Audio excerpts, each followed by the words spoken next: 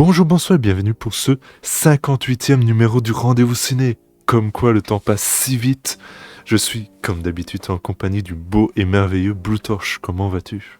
Hey, salut, ça va? Et toi, comment vas-tu?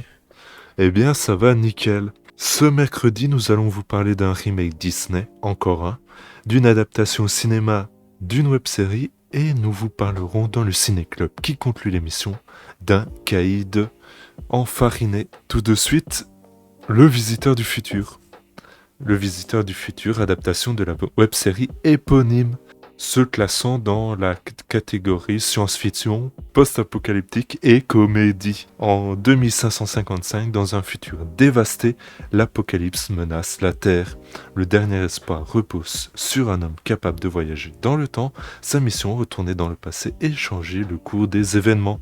Mais la brigade temporelle, une police du temps, le traque à chaque époque. Débute alors une course contre la montre pour le visiteur du futur pour sauver son monde grâce au passé. Je n'ai ni trouvé ce film horrible ni nul. Au contraire, j'ai passé un bon moment. Par contre, j'avais l'impression de regarder une vidéo YouTube de 1h42 surproduite qui voudrait faire cinéma. Et pourquoi? Parce qu'il y a quelques soucis. Le cadrage plutôt, fait très web-série avec beaucoup de chants contre chants et globalement un manque d'ampleur dans la mise en scène. Elle est trop classique à mon sens. Décrac rate aussi l'histoire. Le personnage d'Arnaud Ducret est écrit de manière classique pour ne pas dire être vu et revu, voire prévisible. Il est un personnage qu'on peut classifier comme connard qui a trahi ses valeurs suite à un événement dramatique qui l'a traumatisé. Et ensuite, l'enjeu du film est de savoir s'il va retourner à ses valeurs ou non. Et si vous avez déjà vu des films, vous connaissez sûrement la réponse. C'est à mon sens le plus gros défaut du film, et de loin. Et ce même si Ducret donne le maximum pour rendre son personnage crédible, malgré le fait qu'il est caricatural. Je trouve ça dommage que le film n'assume pas la fin tragique auquel on peut s'attendre pour un des personnages. C'est vraiment dommage. Cependant, j'ai pris du plaisir à voir ce film de science-fiction français portant une vraie sincérité. J'espère qu'il fonctionnera bien dans le box-office. Mais toi, Blue Torch, tu as un avis un peu plus mitigé. Eh bien, dans les faits, je suis assez d'accord avec toi. J'ai un avis assez mitigé déjà, mais aussi, je n'ai pas trouvé le film horrible. C'est un plutôt bon moment à le regarder, mais honnêtement, j'ai du mal à le qualifier comme bon, et je ne le qualifierais d'ailleurs pas du tout comme bon. D'ailleurs, à certains moments, comme tu l'as dit, on n'a pas trop l'impression de regarder un film. Mais je vais plutôt commencer par les points positifs. Déjà, l'humour du film, je l'aime assez bien, hein. C'est un humour assez simple, mais c'est typiquement le genre d'humour que j'aime bien dans un film ou notamment dans une vidéo YouTube. Il est d'ailleurs très présent au début, mais c'est plus quand même assez vite dans le reste du film, ce qui n'est pas un défaut pour le coup, parce que ça aurait été très lourd d'avoir un humour aussi omniprésent que dans l'introduction pendant tout le film. Mais l'humour est quand même présent pendant le film, et honnêtement, c'est assez agréable l'humour. Mais par contre, je me doute que c'est pas forcément le type d'humour de tout le monde. Certains préfèrent de l'humour notamment plus absurde et pourraient ne pas forcément s'attacher à ce genre d'humour, même si moi je l'aime bien. Derrière, l'histoire est assez rythmée et honnêtement, si on réfléchit pas trop à l'intrigue du film derrière, je la trouve quand même assez réussie. Mais c'est là qu'il y a le gros défaut du film, je trouve, c'est que son intrigue derrière est assez mal montée. Déjà, on a le fait que j'ai l'impression qu'il y a beaucoup de scènes du film qui ont été pensées séparément et qui ont essayé d'être rassemblées entre elles, mais pas de manière réellement cohérente.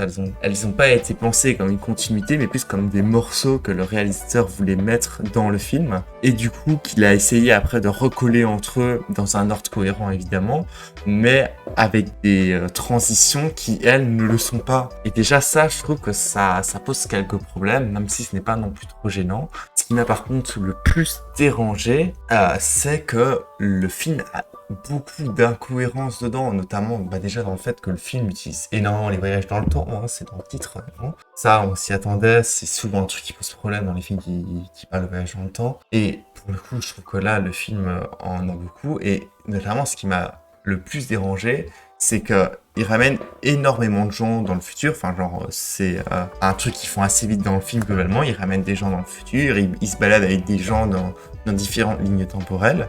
C'est d'ailleurs montré dans l'introduction avec le gars qui parle mandarin qui est ramené dans la centrale nucléaire. Mais derrière, quand on dit ah ouais, est-ce que on ramènerait pas la mère pour faire changer le père David? Là, ils disent ah ben non, ça créerait un paradoxe, ça poserait trop de problèmes. Et genre, j'avais vraiment l'impression qu'à ce moment-là, il me disait ah mais ta gueule, ça ruinerait tout le film, on peut pas faire ça, on va plutôt se continuer comme le scénariste a écrit. Et là, j'avais vraiment l'impression que le film se moquait un peu de lui-même. Et honnêtement, si vous connaissez un peu la fin du film, je trouve que la fin du film est fort dans ce ton-là, hein. On va être honnête. Je n'irai pas dans le spoil non plus parce que le film est assez agréable à voir et la fin est quand même assez intéressante. Parce que je vais pas dire qu'on s'y attend pas, mais en vrai un peu quand même. Mais voilà, du coup en fait le film a beaucoup de problèmes, je trouve, et c'est pour ça que je peux pas le qualifier comme bon. Mais après vraiment, là j'ai passé un assez bon moment devant le film.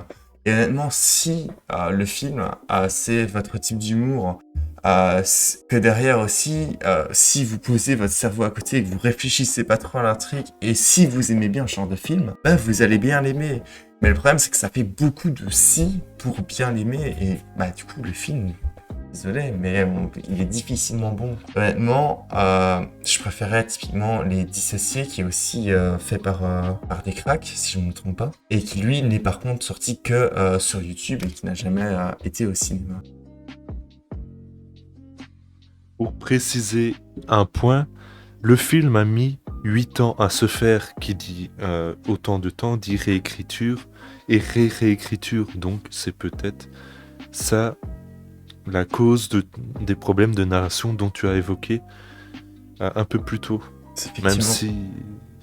Même si les enjeux, je crois, qui te posaient souci dans la deuxième partie de ton argumentaire, ça je ne sais pas.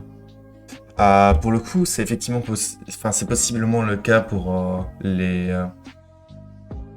pour la première partie, du coup, comme tu disais, pour la manière dont ça a été agencé. Mais ouais, du coup, pour les enjeux derrière, je pense que si ça a été réécrit encore et encore, je pense qu'ils auraient pu retravailler les enjeux et les faire plus réfléchir, ça.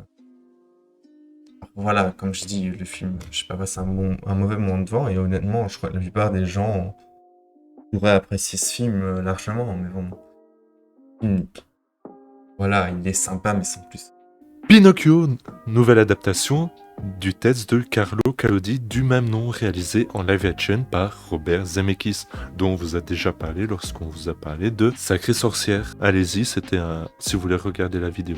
N'hésitez pas, rendez-vous ciné numéro... Voilà.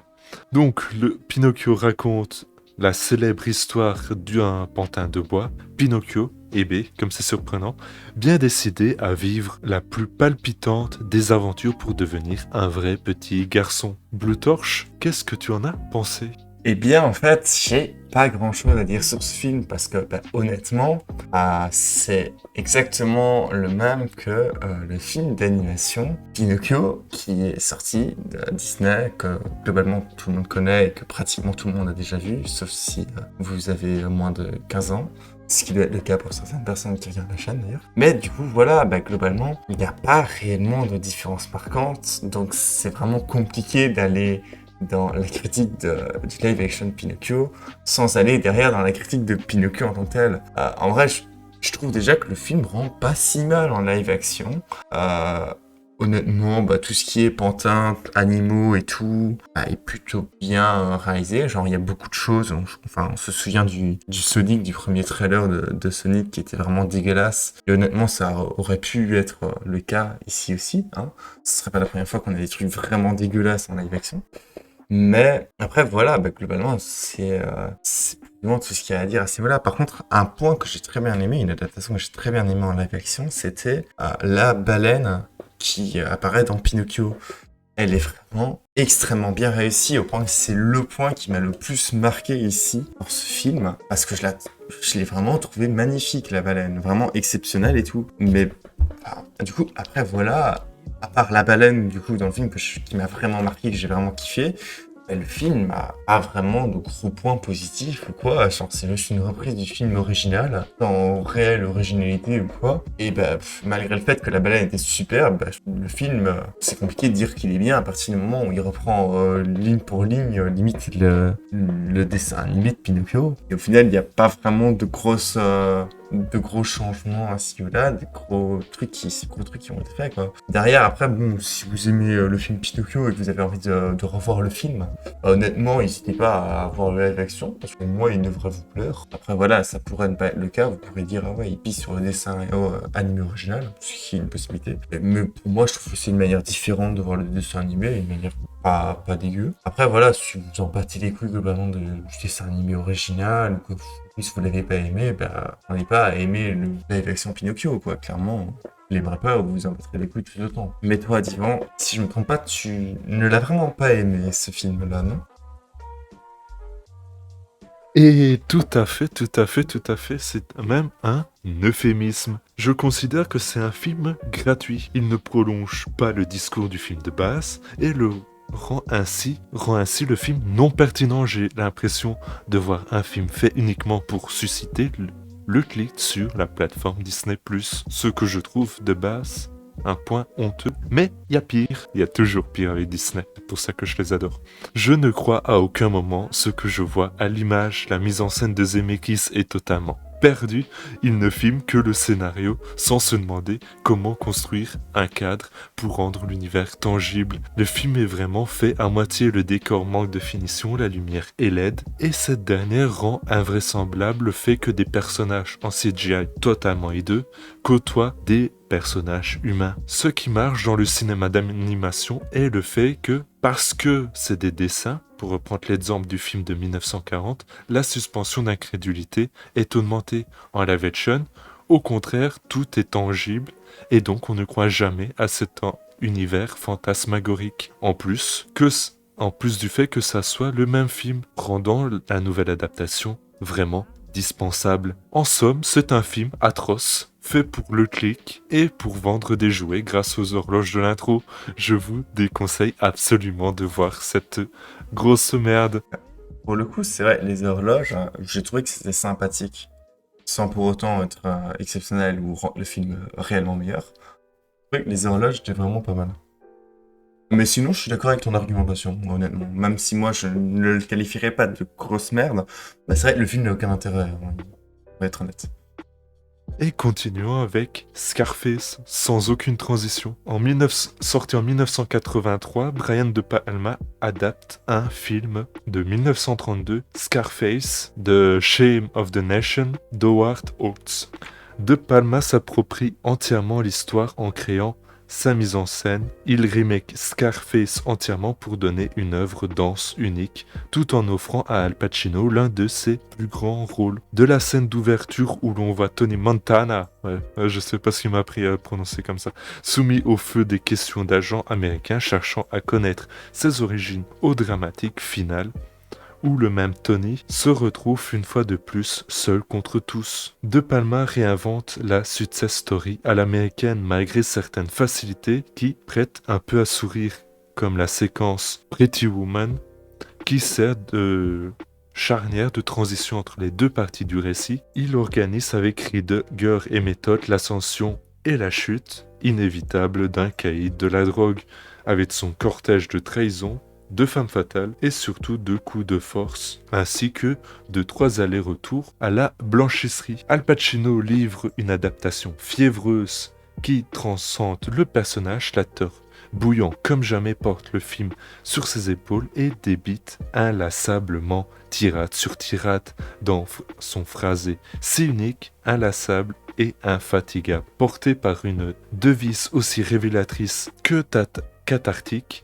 The world is yours. Le monde t'appartient. Vraiment la caractéristique essentielle du personnage de Tony Montana, intercalant autant de fuck que possible dans chacune de ses phrases, créant un personnage de chien enragé qui ne se soucie à aucun moment des règles et n'accepte jamais la contrainte et élimine tout obstacle en travers de sa route. Dévoré par une ambition hors du commun, il vole littéralement les États-Unis, arrachant fortune et pouvoir comme pour lui faire payer d'être né pauvre et étranger et de s'être fait et d'être échoué sur les côtes floridiennes. Quoi qu'il en soit, malgré la patine très 80s, Scarface demeure un film viscéral, enivrant, voire fantasmagorique. Pas forcément très subtil, certes, mais il fascine dès la première minute jusqu'à la toute dernière. Blue Torch, tu es un peu plus réservé sur ce film. En effet, j'ai un avis beaucoup plus mitigé que toi. En vrai, j'ai quand même trouvé le film assez sympa, même très sympa. L'histoire est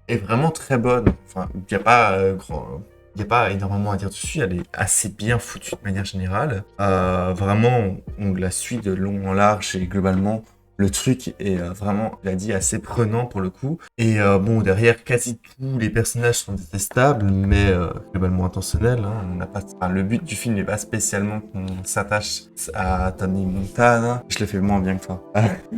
Mais globalement, le film a 2 défauts majeurs et avec tes critiques, je rajouterais même un troisième. Tu as dit notamment que Al Pacino portait le film à lui seul, ce qui globalement est vrai. En fait, ce qui se passe, c'est que c'est normal qu'il porte le film à lui seul parce que on ne donne pas spécialement l'occasion en fait à d'autres personnages de porter le film. Tous les personnages sont très secondaires au final et on ne suit que Tony Montana. Je vais toujours aussi mal. On ne suit que Tony Montana au final à travers cette histoire. Et les autres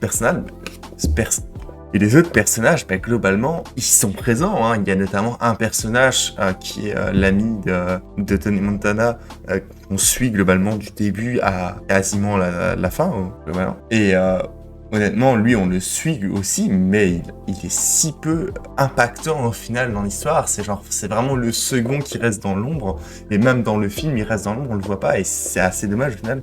Donc, typiquement, dans un film actuel, ça passerait pas de faire un film comme ça qui serait tellement centré sur un personnage comme ça. En plus, un film de 3 heures, mais ça, on y reviendra plus tard. Mais, enfin, ça sent vraiment fort sur le personnage et à part dans un biopic, je trouve que ça passe pas si bien que ça, honnêtement.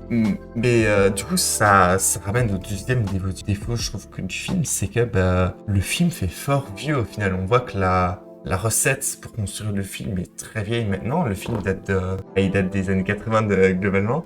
Et honnêtement, on sent que ça fait vieux, qu'il a presque les 40 ans du coup dans les pattes. Et honnêtement, ça fait que c'est assez dur à le regarder, je trouve, que ce soit dans l'image générale, dans l'audio ou même dans le scénario ou la réalisation de manière générale. Le film semble vraiment vieux et je trouve que ça décroche pas mal du film, ce qui est fort problématique pour un film qui, du coup, comme je dit, dure 3 heures et 3 heures, ça reste long.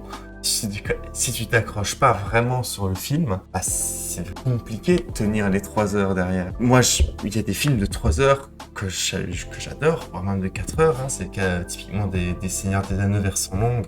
Ici, je me refais d'ailleurs avec une nouvelle série. Hop, petit teasing d'un prochain critique. Hein. Et aussi notamment de Justice League de Snyder, dont on a parlé sur la chaîne, que j'avais vraiment bien aimé. Mais là, pour un vieux film, j'arrive pas en fait à réellement accrocher les 3 heures et à vraiment passer les films. Après, voilà, bon, le film derrière, il reste extrêmement culte. Et honnêtement, même si c'est pas le meilleur film culte qui existe, le film est quand même très bon, je trouve. Et bon, le film devrait vraiment être un banger à sa sortie, hein, faut le dire. Et honnêtement, si vous l'avez pas vu, allez le voir, vraiment foncez, parce que c'est un film culte à voir. Même si globalement vous l'apprécierez peut-être pas énormément, peut-être autant que moi, ou peut-être autant que Dijon. Le film, honnêtement, il est très bon et si vous y allez en étant préparé mentalement à avoir un film vieux et un film de 3 heures, mais un film bon, honnêtement, vous devriez réussir à largement apprécier le film. Pas spécialement plus à dire dessus. C'est la fin de l'émission, je tiens à vous remercier de l'avoir suivi. Si vous voulez soutenir la chaîne, vous pouvez vous abonner pour ne rater aucune émission, partager nos émissions rigolotes de presque qualité pour les faire découvrir à vos amis. Vous pouvez également laisser un petit pouce bleu avec un beau commentaire ou suivre notre compte Twitter @vous-ciné où on vous parle de l'actualité du cinéma et de notre petite chaîne YouTube. Merci Blue Torch d'avoir participé. De rien, avec plaisir comme tu. On se retrouve la semaine prochaine. Salut. À plus.